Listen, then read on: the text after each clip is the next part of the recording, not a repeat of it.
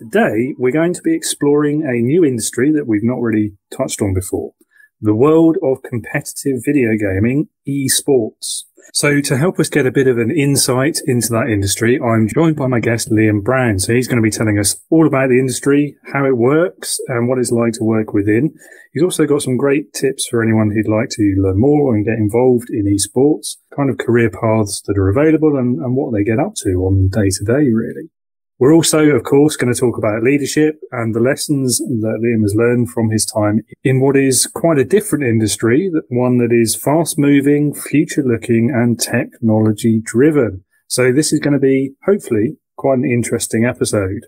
This is Leading with Integrity, Leadership Talk, the podcast for first-time managers who are working in tech-driven businesses and teams and who want to be more effective, people-first leaders. Each week, you will learn the crucial strategies, mindsets, and practical tips that successful modern leaders follow to be engaging, ethical, and authentic managers who get the best from their teams. And we'll achieve all of this via weekly conversations with leaders, with leadership experts, entrepreneurs, and business owners, people who have already walked this path and have some amazing insights to share, with an added sprinkling of occasional solo episodes and some group chats where we'll have multiple guests. My name is David Hatch and I will be your host.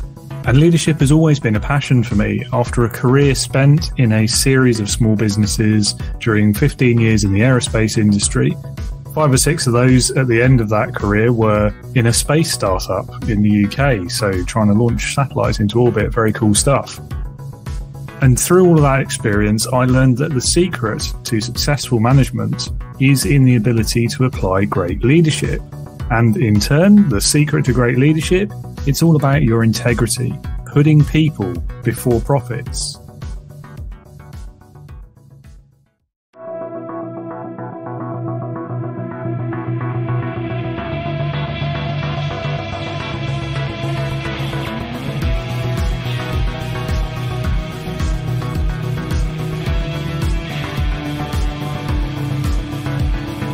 Welcome to the Leading with Integrity podcast.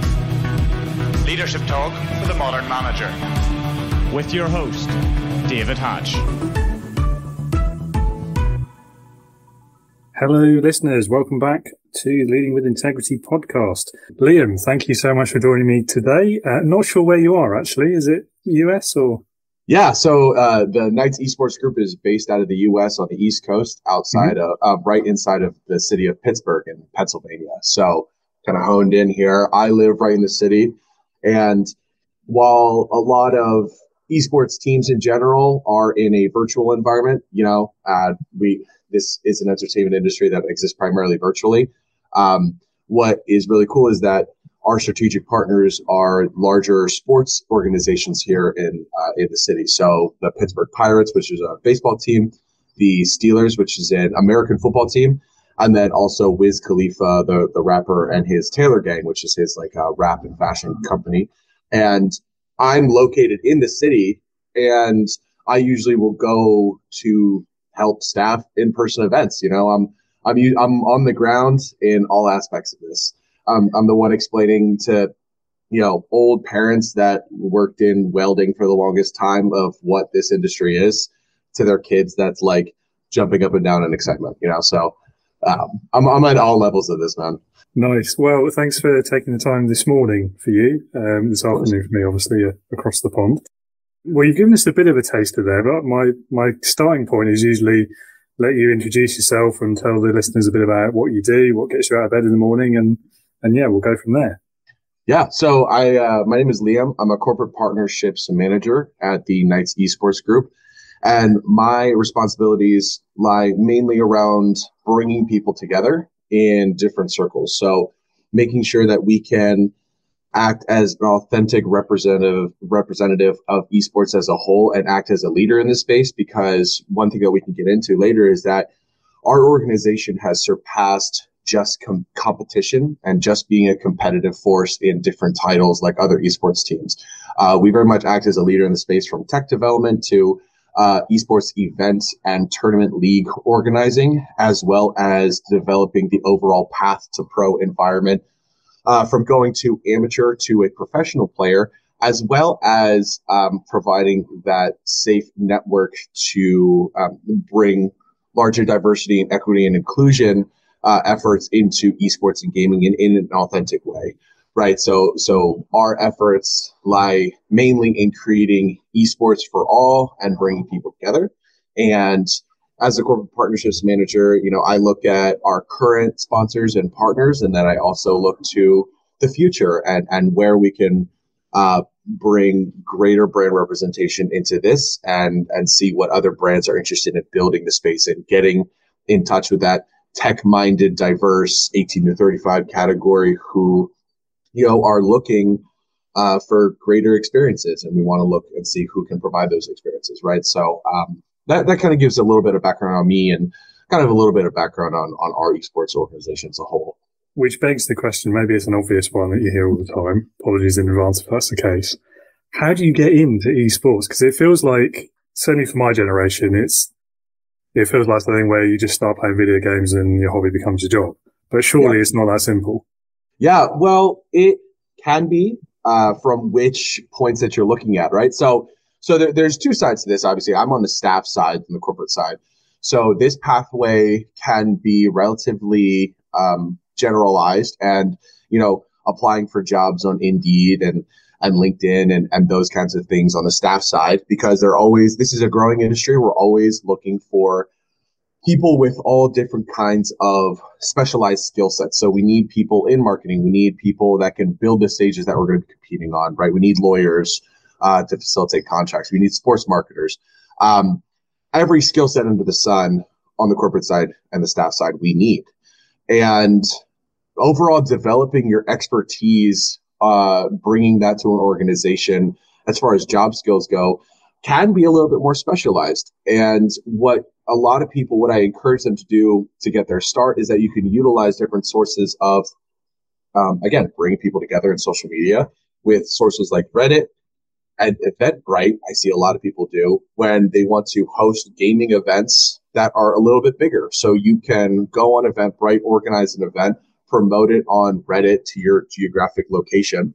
And then you can do a lot of grassroots level marketing locally to develop those overall events with you and your friends, right? So that's one example of, and being overall experienced in current events and gaming as a whole. I've been a gamer since I was 8 years old, right? And we like people with a little bit of background on that side.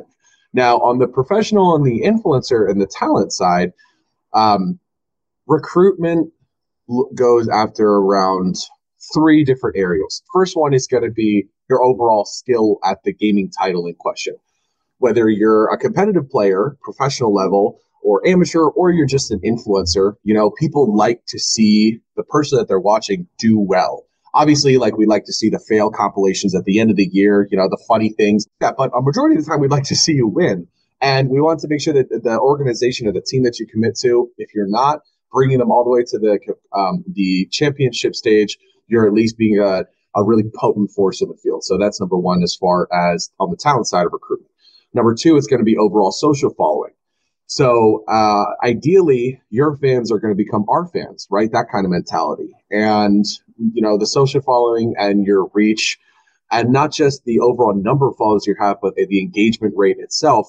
It's all well and good to have a large amount of followers, but they could be, worst case scenario, bots, but they could just be unengaged users, right? Who aren't going to convert, or they're not even going to like and comment. And then number 3, we're going to look at overall personality of the person in question, right? So are they cool, calm, and collect in interviews, or are they yelling all the time? And if they're yelling, is it a fun personality, or is it just like, okay, well, we need to turn down his microphone because he's saying some really horrible things, right? So on the staff side and the corporate side, we look for all kinds of different corporate skill sets as well as experience in gaming overall. And sometimes that comes in the form of an organization, creating those experiences with you and your friends or your community. And then on the talent side, we kind of look at those 3 characteristics when recruiting.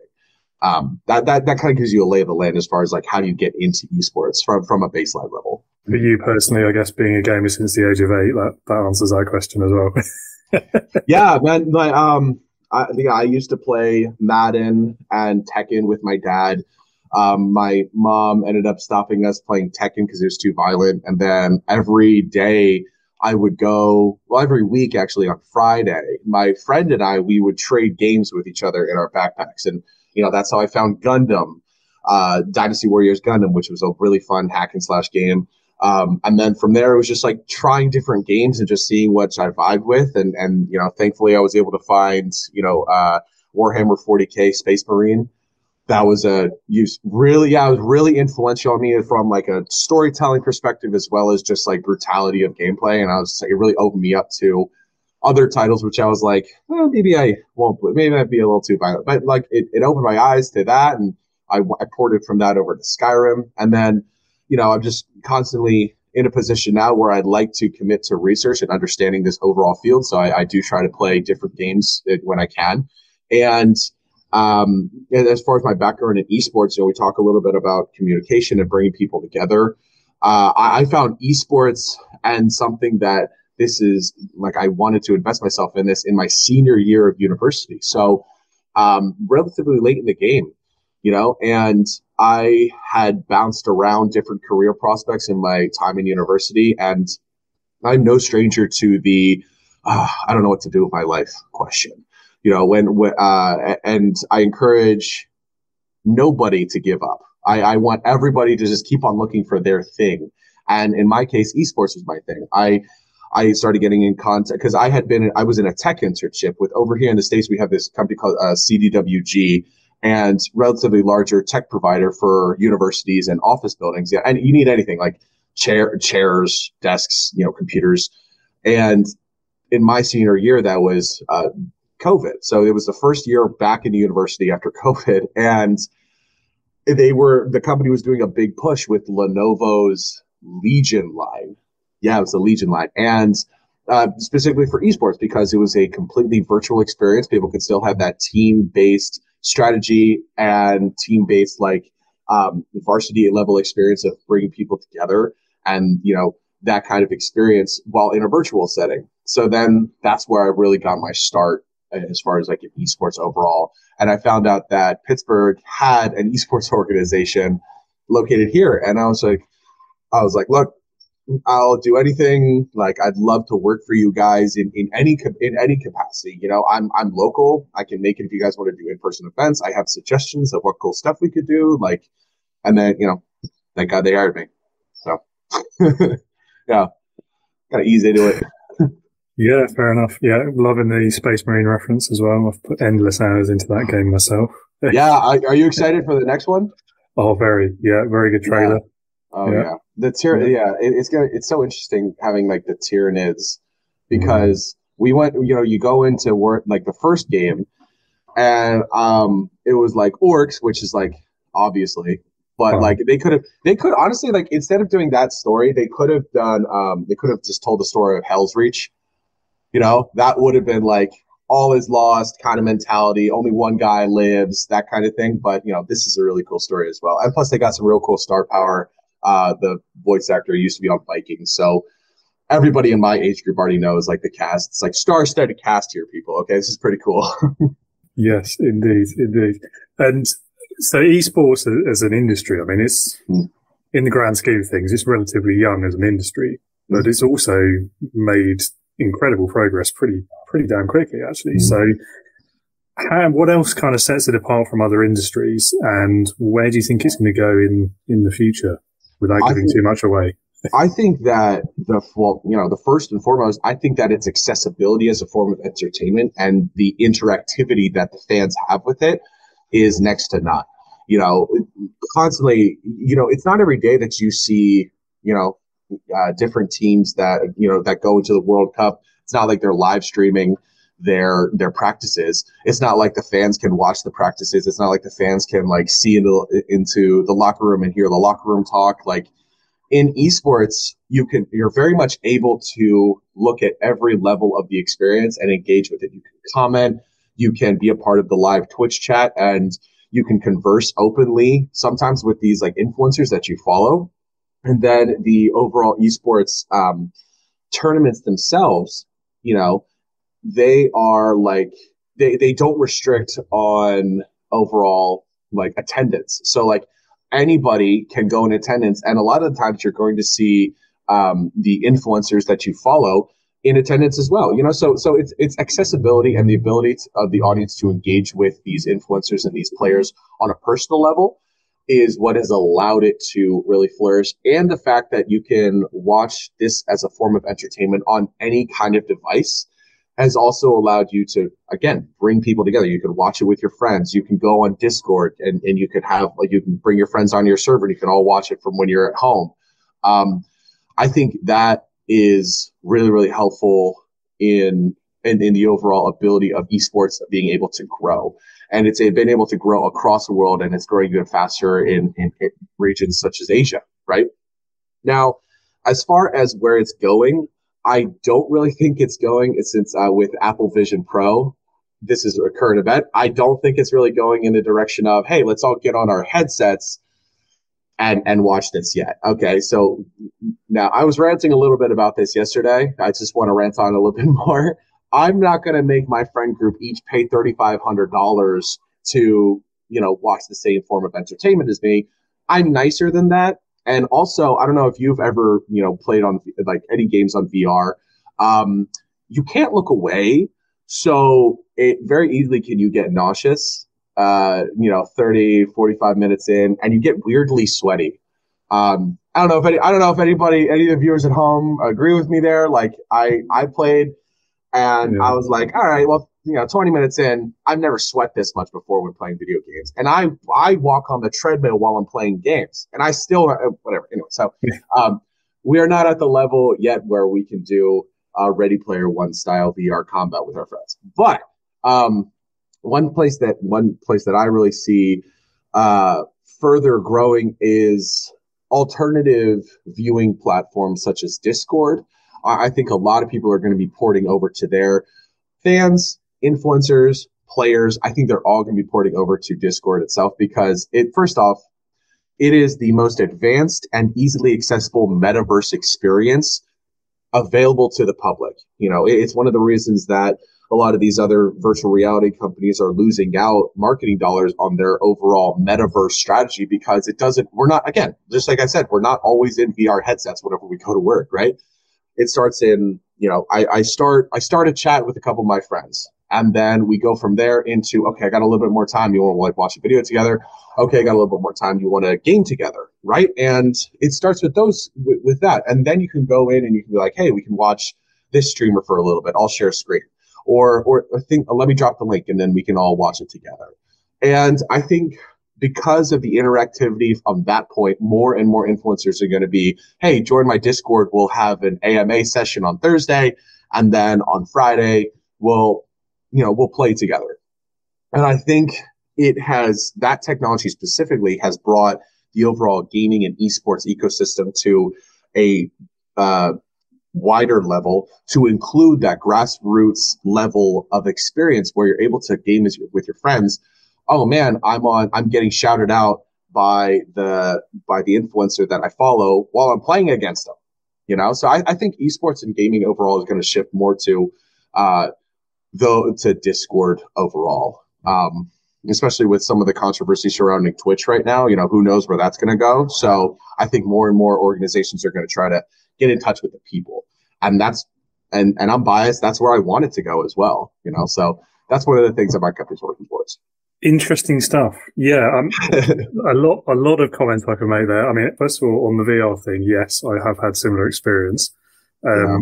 Particularly, I think with the games with the running and shooting ones, where a lot of them, like there's a couple I've played. One of them, it was one of the more sort of old style on rails one, and I found that so much worse because you couldn't control like your lateral movement, and that such a disconnect between what you're seeing and what you're feeling, and it's And then, whereas the other ones where you have a bit more control, I find those slightly easier to deal with.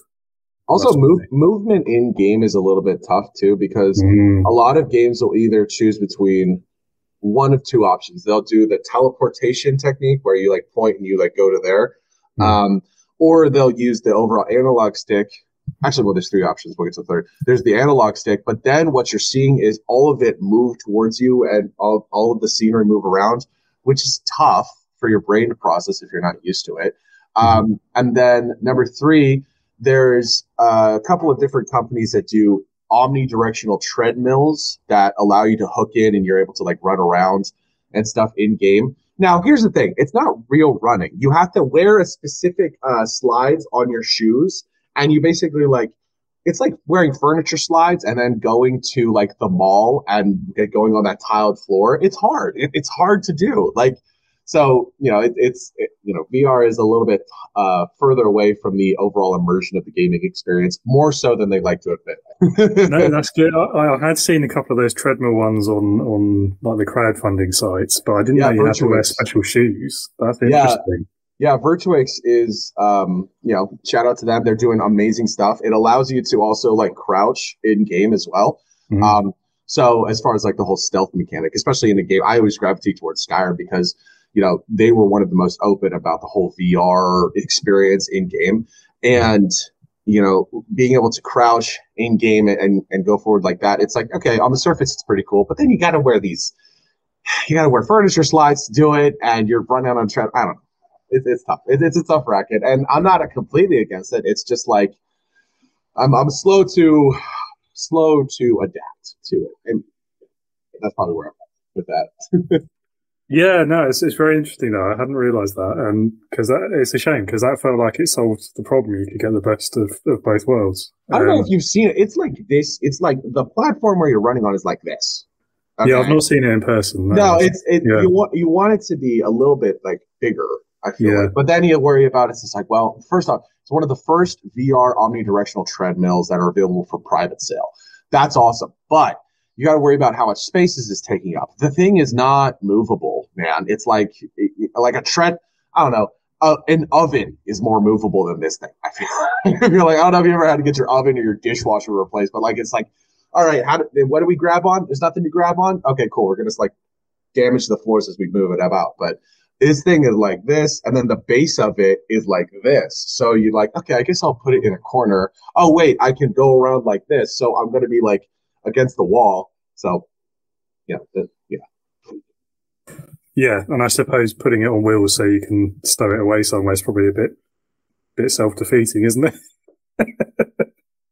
Exactly. I'm just like, well, that kind of takes away from the experience, you know? Yeah. I want it to look giant and complicated. That's the whole reason that I play video games. Well, yeah, there is that. Yeah. And I mean, as for the motion sickness thing, it makes me think of, I mean, for pilots and aviation, they had to solve that problem decades ago because if you're flying in zero visibility, you don't really have much of a sense when you're in the air of which way is up anymore. And then that makes the motion sickness worse. So what they had was like these little lights that were on either side of the cockpit, which give you visual cues. Yeah, they actually found that solved the problem. So maybe there's something similar in the works for VR. Yeah, I mean, hopefully, man. I mean, I think this is like when I would play, it was. I spent a summer in VR because at my university they had like a VR lab that you could go to, and for a summer I just went every day, and you increase your tolerance, but I mean. You can't look away from the screen. Like I can play games, I can look at you, I can look away from the screen if I want to, but in there if you close your eyes, you can still feel like the overall the data trying to process in your face, and I'm just like, okay. It's cool for the first 45 minutes. No, I'm with you there. It's the peripheral vision, that's the bit I find the most off-putting because there isn't any.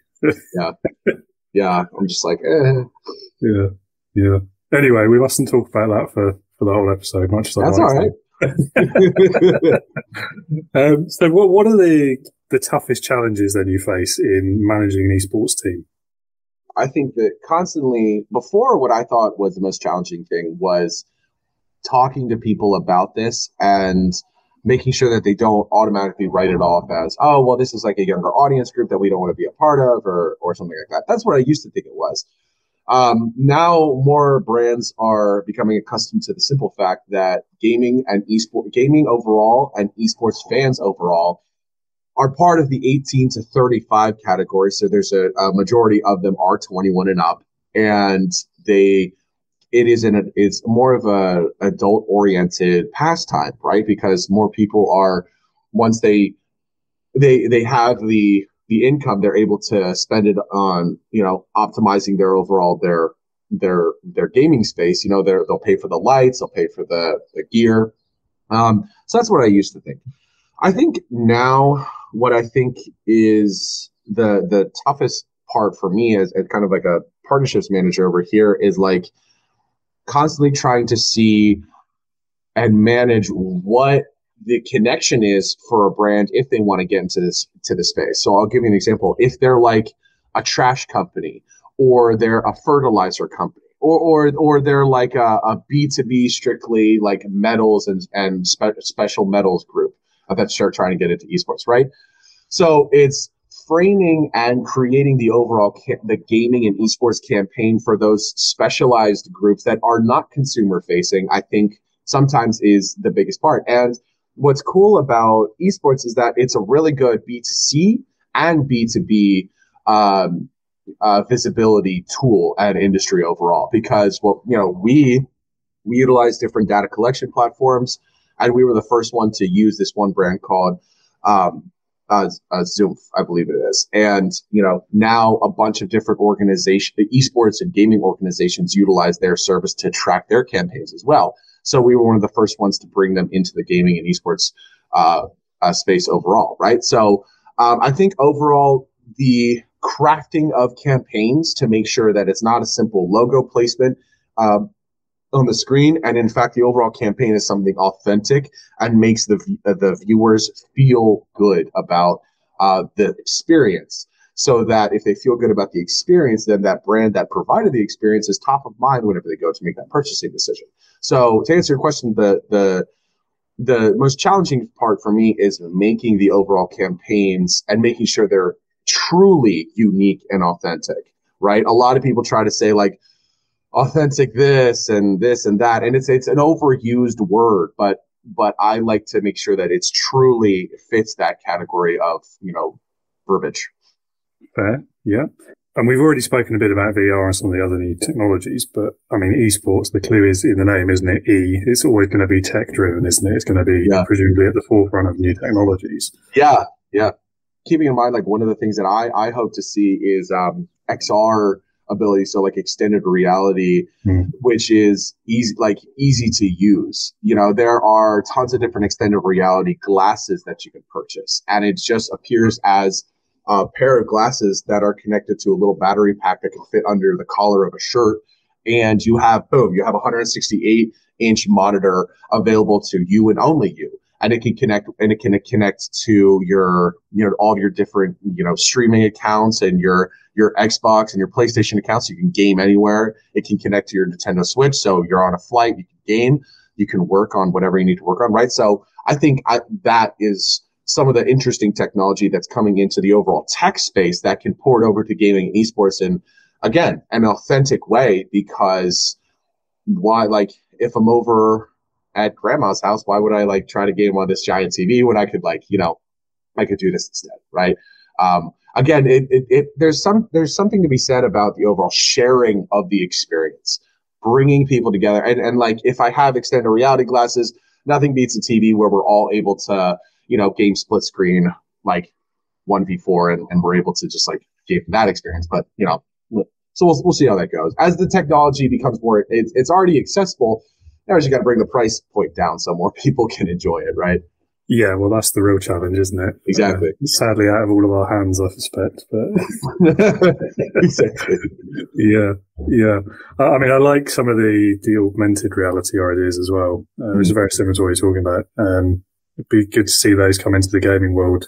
At the moment, you see them a lot in engineering things, and I saw one for water pipes and things, and tracking utilities under roads and all that kind of thing. But here's the thing: you never know who's watching, and that's something you never know, because I'll get communications. It's like, hey, I work in this industry, but my son or my daughter, she's a really big gamer, and I'd love to see what we can do together. And it's just like, oh, okay, cool.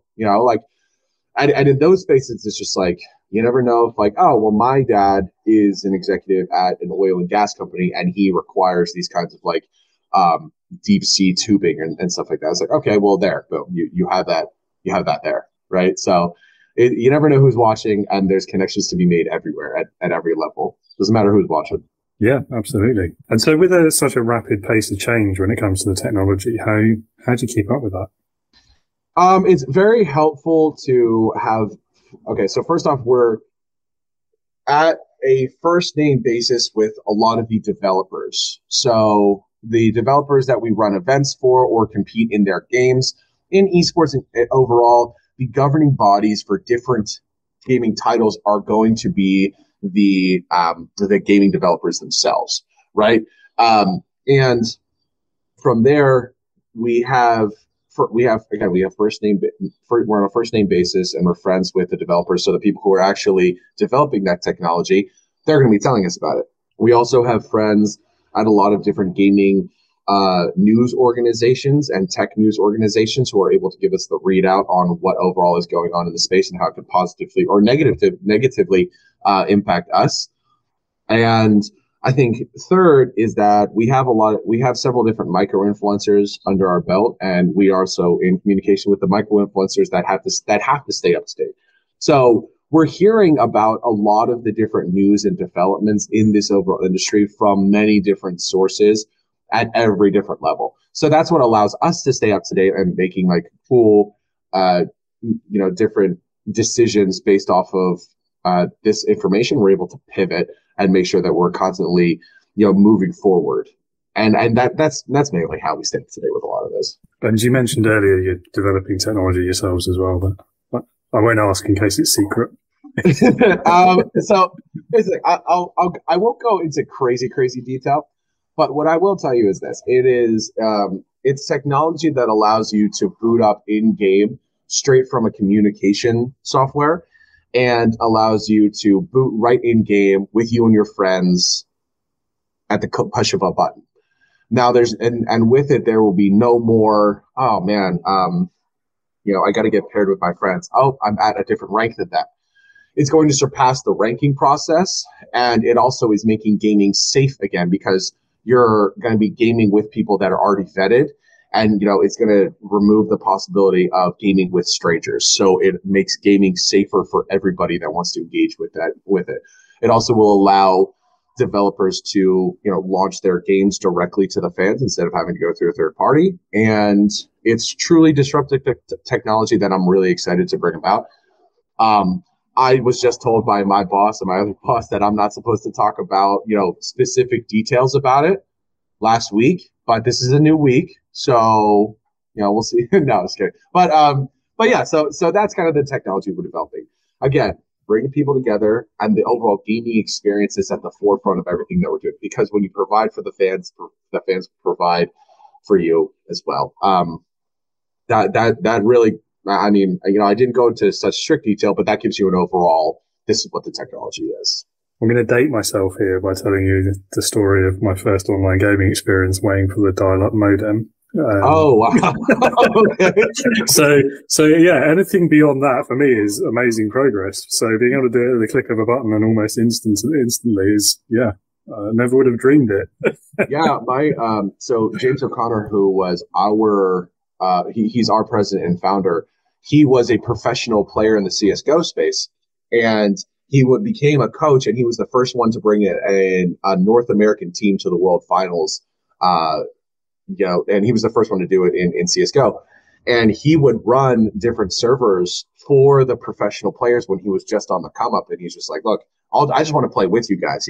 I know you guys, you all pay for the server, like this kind of thing. And he would talk about he would talk to me about, he's like, I had to let it dial up. And, that's usually I would go through that process so other people didn't have to. So yeah, I understand. Do you still remember what VHS tapes are too? I feel like I'm one of the last people that understands what those are. Yes, Tide Rewind, that kind of thing. Yeah. I grew up before the DVD, so yes, fully aware of the old VHS. Yeah, it's hard to get gaming discs now. They're like, you want a disc to put into the disc hole in your console? And I'm like, yeah, that's weird. And they're like, well, why don't you just download it on there? I'm like, that's going to take forever. I can just use the disc. There's like, well, why? Well, you say that, but you can't, can you? Because even when you find the disc, you put it in and you still have to wait for the uploads and the updates. And it was a lot. That's one of the reasons why I still keep, for anybody at home, Star Wars The Force Unleashed for the Xbox. Yeah, really. I mean, fun game, and I didn't have to download anything. I could just put it right in, So, like... Wasn't true with the sequel, though. No, the sequel quite badly broken, and many patches I remember on release day. Yeah, there was like... and it was like a 5-minute game. Now, it was... The gameplay was pretty cool. It was a little bit too easy in comparison. Like, because I remember in the first game, I was dying. Like, I think the one I died the most on was probably when you went back to Felucia, so your second mission on Felucia, or when you go to Kashyyyk, and there's all these different enemies that are like, I'm like, there's no way clones and stormtroopers are supposed to, okay, well, they're stormtroopers, but there's no way they're supposed to be this strong. I'm like, if they all had these special exosuits, I'd be screwed. So, like, but yeah, really good game. A lot of really good memories there. Yeah, it's a good game. Better move on to some more questions before I run out of time. So, one more question about esports then. So, the players, what does it take to support them? And do they compare to perhaps sports personalities in other sports or not?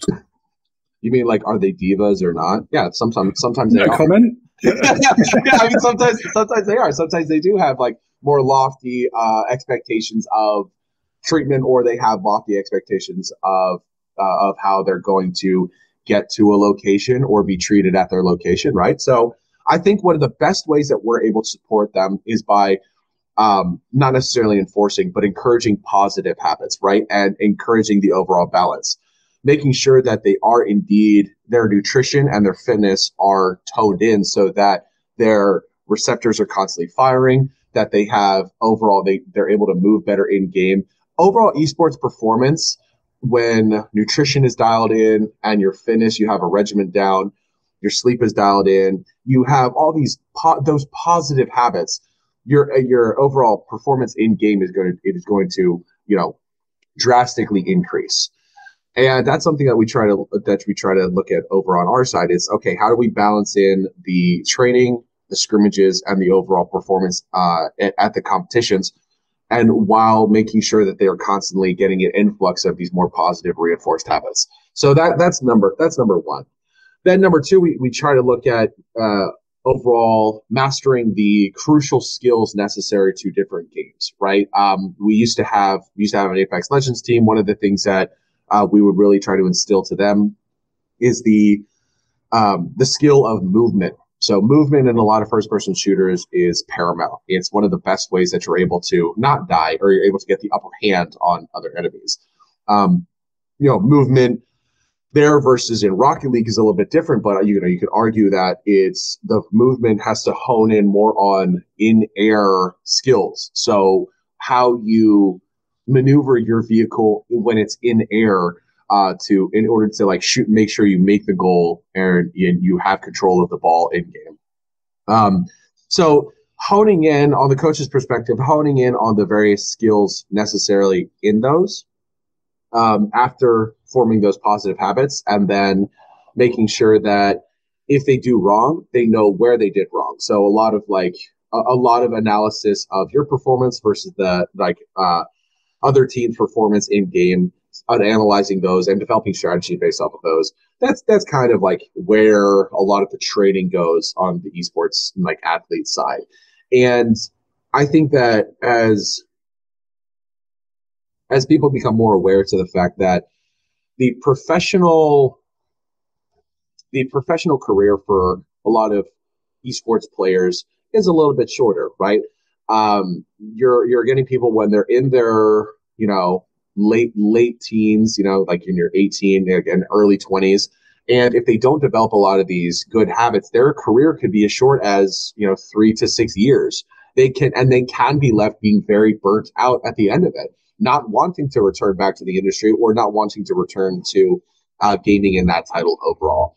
And when again, I keep harping on the diet and the overall health and wellness habits. If you dial into those and you make sure that you're focusing in on things you can control and things you can learn from, you're going to be able to experience a longer career. Perhaps when you retire from professional play, you're able to pour it off into streaming, put more effort into your streaming and building your overall following on the influencer side. Or you can take some of those skills and port over. I've seen this a lot of the times. Go over to a corporate position at different tech companies where you're consulting and you're heading all of their esports efforts because you bring, 8 to 10 years of overall experience in competitive esports play, which is a very valuable skill set and valuable viewpoint to have. Going into the tech space. So kind of gives you a rundown of overall esports players as a whole. There's probably quite a few good lessons there, regardless of your career path, to be honest. Look after yourself, look after the team. Yeah. Yeah. Yeah, it's something that I tell a lot of people. It's like when you get in, focusing on the things that you can control. I can control when I go to bed. I can control when I wake up in the morning. I can control how clean I keep my space. Those are things that I encourage people to do. It allows for those building up those small wins throughout the day and making sure that you're on top of your game as much as you can be. Yeah. No pun intended from the game. Yeah.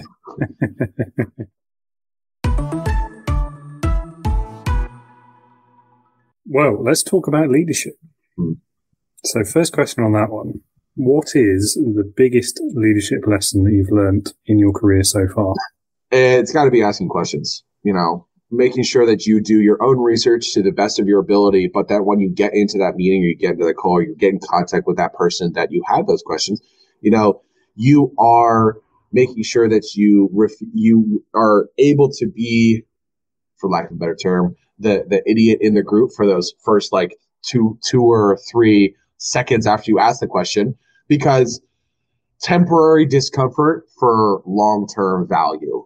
And I think that being able to ask those questions right then and there and having the courage to do so and surrounding yourself with people who are a little bit smarter than you in certain topics is very, very helpful. Very, very helpful for your overall building your leadership. And that's probably the number one skill that I'd say.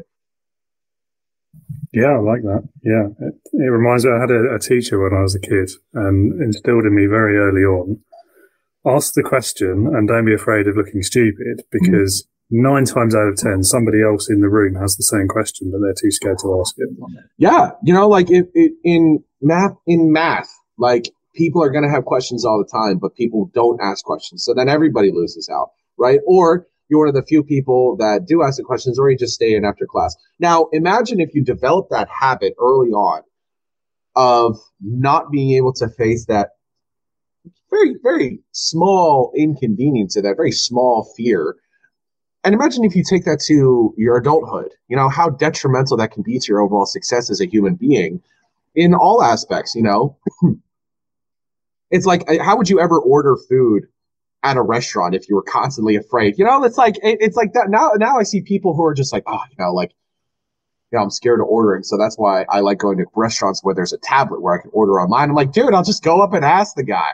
Or it's not that hard. But we're experiencing more and more people are just too afraid of that very small, infinitesimal interaction with somebody on any space, whether it matters in the grand scheme of things or not. It's like, I actually, this is the wrong order, but I'm not going to say anything. It's like, yeah. And see how far you get with that. It's crazy to me. Yeah, the second one is a very British thing, actually. We do that a lot over here. It's like, It's fine, thank you. And then the waiter will come around and ask, or the waitress, and they'll be like, everything okay with your food? Yeah, it was fine, yeah. I'm allergic to 3 of the ingredients. You could have killed me, but it's fine. Yeah, I'm not going to say anything. Yeah, it's just like, this is not at all what I and I'm pretty sure we're at the wrong restaurant too. So yeah, that was great. Oh, you got to laugh about that stuff though. You have to laugh after the fact, but at a certain point, you just got to be like, man, enough's enough. Like, come on, Yeah, I guess there's a question of the stakes as well. Like, how important is it to you to get it right? Particularly, I mean, if it's an environment where you're in a leadership position and there's knowledge that you have to have and the business might depend upon it, I mean, it's your responsibility to ask the questions in that situation. If you don't do it, you're not doing your job, frankly. So that's a very different kettle of fish, I think. But there we go. Okay, so what do you think then is the biggest mistake that a leader can make? I think that the biggest mistake is not understanding where people on their side or the people that they're meeting from, where they're coming from. And I think that it's very helpful to get people's viewpoints or overall get their and value their overall input on the subject matter in question, whether it's, you want to consult a team on a strategic initiative that is your idea, but you're not willing to really listen to their input because you're so invested in that.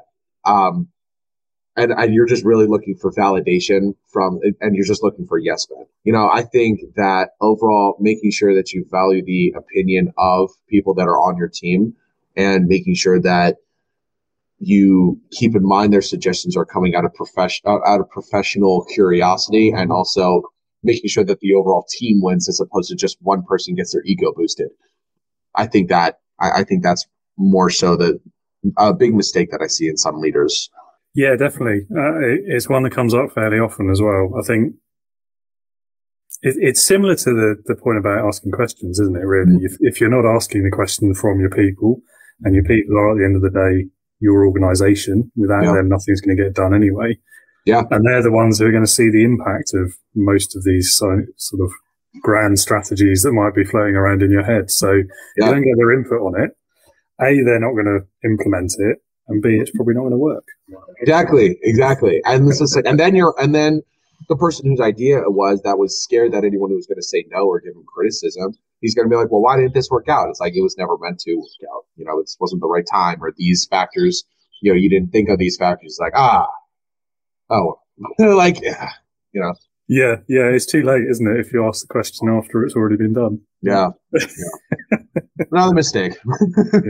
Yeah, definitely. What's been your best experience then of being led? My best experience of being led was being led by that founder, James, and then also two of our other teammates who had a lot of experience collectively of professional esports, in professional esports as competitive players and coaching, as well as a lot of experience in partnerships. And I think learning from them the overall mindset of going into the outreach or the planning of campaigns, that was probably the best experience I had, because when I started to take in their advice and truly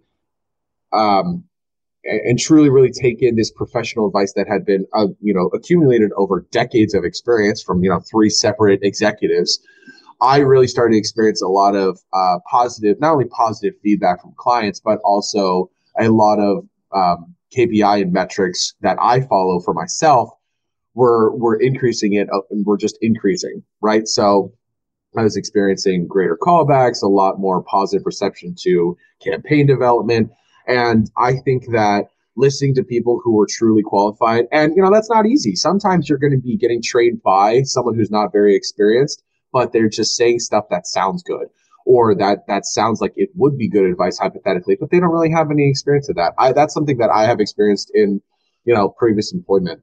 And I think that you have to make sure that you're surrounding yourself with the right people. And in this case, I was able to surround myself with three individuals that had a lot of really good experience that was able to help me. So I think that was probably one of my best experiences with leadership overall. Awesome. Yeah. And it's still working with them today, I guess. Yeah, one of them's over in. So my organization. Well, again, I had mentioned that one of our strategic partners was Wiz Khalifa and his Taylor Gang, and we're running every year we run his Wiz and Friends live stream where we blend together like rap and fashion and gaming in like one big live stream event. And one of our guys is heading over to LA. I think he just got in last night. And, we were talking this morning just about the goings on of the week, and another one of those people, I was just on a call with him as well this morning, so, and we were developing out like more of a further down the road monthly campaign that we're going to be experimenting with. And so, yeah, still working with all those guys. Which is always the first sign that it's good, that it's a productive relationship, I think. Yeah. Yeah. Otherwise, you would have walked away by now. Yeah. Yeah. Excellent. Okay. What advice then would you offer to perhaps an aspiring manager, someone looking to get into the esports industry? I would say take inventory of your current skill set and make sure you have down what you can bring to the overall organization. Understand that sporting organizations do not hire fans.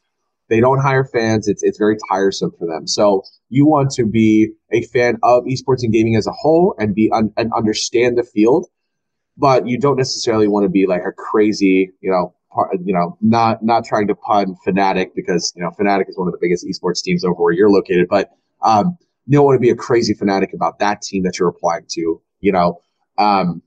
and I think those two pieces. And then I would think of number 3, developing your overall skill set as it pertains to esports and gaming. Try to learn about the field, try to perhaps network at different gaming conventions. Sometimes they can be bigger or smaller. Not everybody is going to have like E3 happening right next door, right? But I think it's very helpful to really get your name in the door, is to network on a person-to-person level. And that's something that person-to-person communication is something that is king in all industries, right? Everybody values that human interaction when they're going into perhaps the hiring process or into a strategic initiative. That's probably what I would say. So I would say, take inventory of your skills, your current skill set, try to grow it as much as possible as you can. Become educated on the space that you are applying into. It doesn't have to be esports and gaming. It could be heating and oil and gas or something like that. But then also try to network as much as you can in that space. And whether it's it's not always in person. Sometimes it also can be virtual as well. There's going to be a lot of different virtual seminars that are hosted all over the place. LinkedIn has like 5 or 10 of them a day. I've attended a few of them as they pertain to esports, and I've gotten a lot of really cool connections from them and got a really cool calls. So that would be my overall. And then lastly, it would be the process of follow-ups and making sure that person that you're talking to, make sure that they feel wanted. Don't give up on it just because they didn't email you back after the one time that you sent an email at like 7:30 p.m. on a Tuesday. That don't give up on it. Yeah. Again, good advice for any industry, I suspect. Except maybe for the fan piece. I'm not so sure about that. I think there's a lot of companies out there who, if they find someone who's a fanatic about what they do, they'll probably see them as quite a good hire. So that's interesting. Yeah. So when we've like, when I worked with people at different sporting events and sporting organizations here in Pittsburgh, and they told me, they're just like, we try not to hire crazy fans, but that's what they told me. I guess every organization is different, but that's just what they told me. Yeah, I mean, the passion has to be good, though, doesn't it? Yeah, no, of course. That's why I say, hey, be a fan of the field. Make sure that you understand what's going on so that you can talk. There's still a lot of that mentality in meetings. It's like, oh, you hear about, oh, you're from this area. Oh, did you hear about how your team is doing? Oh, and like that's a good conversation, right? So like, I think it's being able to play the room and making sure that you're able to converse openly with the people that you're meeting with about topics as they pertain to their overall interest level. So again, and that goes with anybody. It's like you meet a new friend group or you're getting introduced to new friends. It's like, oh, you've played again, and some of the circles I'm in, like, oh, you've played this game before. Oh, what did you think of that game? I liked this game mechanic in it. Like I was just talking to some guys about Vanquish. I don't know if you remember that game at all, but that was from the same studio that made Bayonetta and like Metal Gear Rising, Revengeance and stuff like that. And we were talking repeatedly, and I didn't know anybody knew that game because I thought it was purely a fundraising tool because that studio was just using it as a fundraising tool for the next Metal Gear games, for the next Bayonettas, right? But it had a lot of really cool movement mechanics in it that I haven't seen in other games, right? So that's like one conversation piece. That's pretty restrictive to gaming. But let's say if you're going into because I was just over at the Pittsburgh Pro, which is one of the largest bodybuilding events here on the East Coast in the United States. And I was talking to them I did talk to them, some of them about gaming actually, but I was talking to some of them about the performances of like certain bodybuilders like going into November, which is when the Mr. Olympia is going to be, so kind of being able to try to dial in your conversation topics to fit the room is probably the fifth piece of advice that I give for somebody going into networking or interviews in general, Yeah. Well, there you go, listeners. Plenty of good free advice there. Yeah. Leadership Heroes. Okay, well, last question. I call this one Leadership Heroes. So if you had to pick a person, any person who, they could be alive or dead, past, present, real or fictional, who in your opinion would perfectly embody leadership, who would that person be and why? Okay. Now, if it's me answering this question, it's got to be Optimus Prime. But if it's like me answering this question on a professional scale, it'd probably be Alexander the Great, because Optimus Prime encompasses all of those unattainable levels of power mixed with compassion, mixed with overall like intellect and strategy. But on the more realistic side, you have Alexander the Great, who is open to experiencing injury and failing alongside his soldiers. He had broken bones and battle scars, just like that of his soldiers. He led from the front as opposed to leading from the back. And that's something that I truly think a lot of people can learn from as a leader. Even if you do fail, you fail alongside all the people that trusted your opinion. And if you're right down there in the trenches with them, so to speak, I think it's very helpful for overall team morale as well as just relatability overall. And they're more likely to follow you into those darker, experimental strategic projects that may not pan out, but it might be a last-ditch effort for this campaign or something like that, right? So I think those two, not to double dip, but one fictional, one real. I'm slightly disappointed you didn't choose a video game character, but Optimus Prime is a video game character. Cartoon film, maybe. I don't know. I mean, Captain. I mean, you could say Captain Titus, obviously, but but he was touched by the warp, so I don't think he should be reinstated.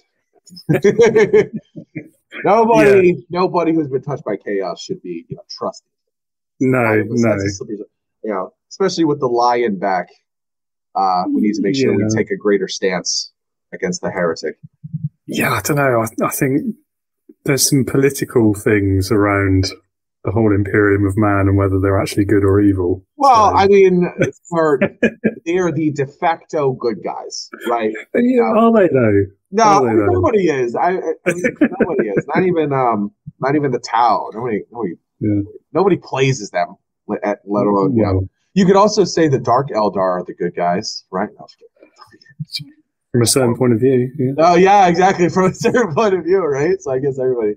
I mean, technically, the orcs are the only good guys because they only have one. They just want to fight you, and that's okay. That's why they hate chaos, because the chaos took away from their best opponents in the Imperium of Man.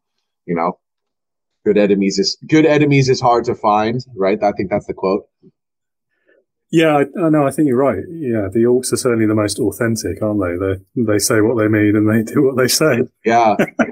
And they also they have it's crazy the concept of evolution and de-evolution in the space of Warhammer, right? And if the orcs were still as they were in those first wars in the beginnings of the universe, they would probably be the leading figure in overall the Imperium, like the space of Warhammer 40K, just because manifestation. If your manifestation, there's the spiritual people nowadays. It's like you gotta manifest all your goals and all this kind of stuff. But with orcs, it's like, yeah, this hunk of metal is a gun because I said it was, and we're able to fly because I said we were able to fly with this hunk of junk right here that I just kind of duct taped together, right?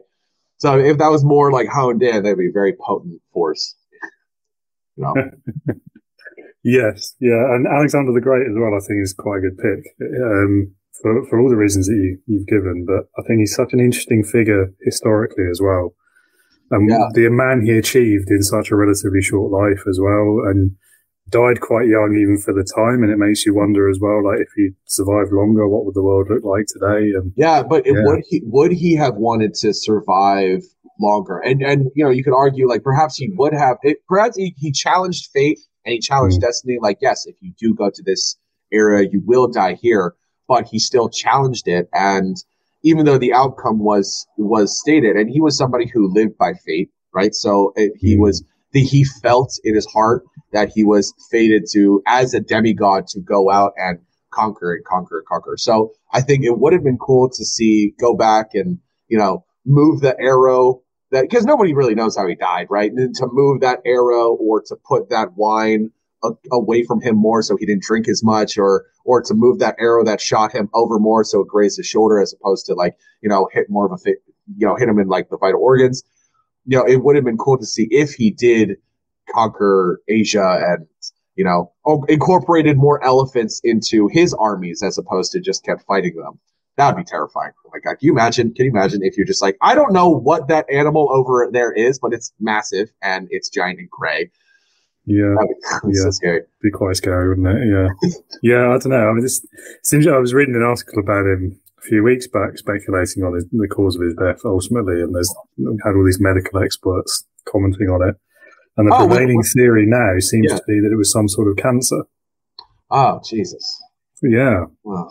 So, who knows? I mean, that's interesting. I had grown up with everybody just saying, oh, it could be this or that. But, you know, I didn't even hear about that. Jeez. Yeah, I mean, it's difficult because obviously the contemporary accounts, and it's so far back in history, you don't know how trustworthy any of these sources are. But yeah, a lot of what was written like hundreds of years later as well. So, yeah, but it was either that or some sort of poison, but they're not sure what. So, who knows? Who knows? Well, let's go back and find out, man. Yeah, okay. Yeah, I don't know. I think if time travel existed, I don't think that would be top of my list, if I'm honest. Oh, yeah? Oh, okay. I mean, dude, it's just, yeah, you're probably right.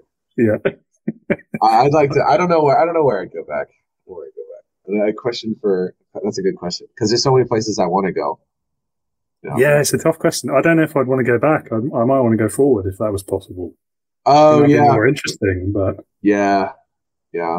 Back to the Future 2 was way better, right? Like, okay. Flying cars, man. I want to see flying cars. Yeah. Anyway, well, that's been a really entertaining chat. So last thing, if any of the listeners would like to learn more about esports, about yourself and what you get up to, would you like to point towards a website or profile or pks.gg/NACL?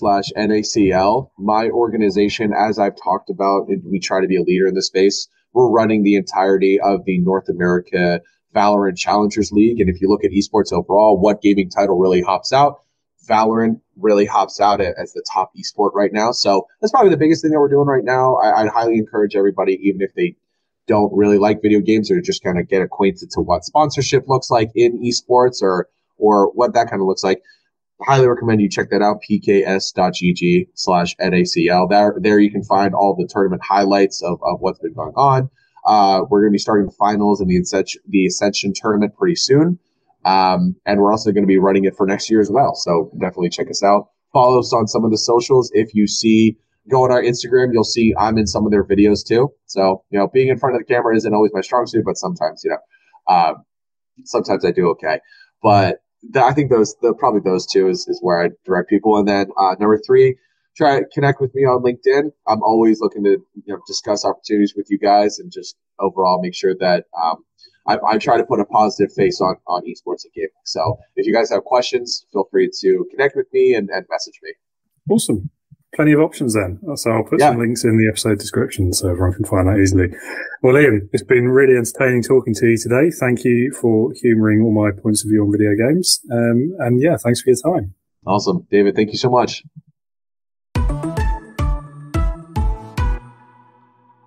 Thank you again, Liam, for your time today. Great conversation. Listeners, I hope you don't mind us talking about video games in such detail. I'm sure some of you have lost interest there, but nevertheless, there are still some very useful leadership and career lessons in there as well. So I hope you've been able to take something from it either way. If you would like to learn more about esports, about Liam and what he does, please do visit the website address in the episode description. If you're looking for some leadership support, if you are struggling as a new manager and you are in one of these tech-driven industries like esports, then Leading with Integrity can help. It is built with you in mind. We are here to help you be a better, more effective and people-driven leader. So do please reach out. There is a website address for you to visit. There's some buttons on the website. There's a link in the episode description. Please do check out the Integrity Leaders Community Program. It's a very low-cost way of dipping a toe in the water and learning a bit more about leading with integrity. So the website is www.leadernotaboss.com. Thank you so much for listening. I hope you'll join us again next week. And in the meantime, remember, be a leader, not a boss.